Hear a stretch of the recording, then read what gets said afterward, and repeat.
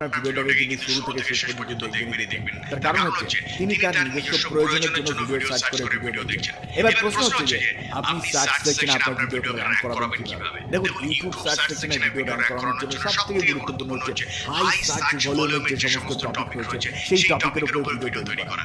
কোথায় পাবেন আপনি হাই সার্চ ভলিউমের টপিক? দেখুন, গুগল ট্রেন্ড এমন একটা টুল, এই টুলের মাধ্যমে আপনি হাই সার্চ ভলিউমের টপিকগুলোকে খুঁজে বের করতে পারবেন। এখান থেকে আপনি লেটেস্ট ট্রেন্ডিং যে সমস্ত টপিক রয়েছে সেই টপিকগুলোকে সহজেই খুঁজে বের করতে পারবেন। আর এই টপিকগুলোর উপরে যদি আপনি সপ্তাহে অন্ততপক্ষে একটি করে ভিডিও পাবলিশ করেন, তাহলেও কিন্তু সার্চ সেকশনে আপনার চ্যানেলটা র্যাঙ্ক করার সম্ভাবনা প্রবলভাবে বেড়ে যাবে। আর যদি সার্চ সেকশনে আপনার কোনো ভিডিওর মধ্যে ভিউ আসা শুরু হয়ে যায়, আপনি নিশ্চিত থাকতে পারেন আপনার বাকি ভিডিওগুলোর মধ্যেও কিন্তু ভিউ আসা শুরু হয়ে যাবে। দ্বিতীয়ত, ব্রাউজ ফিচার। বন্ধুরা, ব্রাউজ ফিচার মানে হচ্ছে একটি মোবাইল যখন আমরা ইউটিউবের হোম অ্যাপ্লিকেশনটিকে ওপেন করছি, তখন আমরা যে ভিডিওগুলোকে দেখতে পাই সেই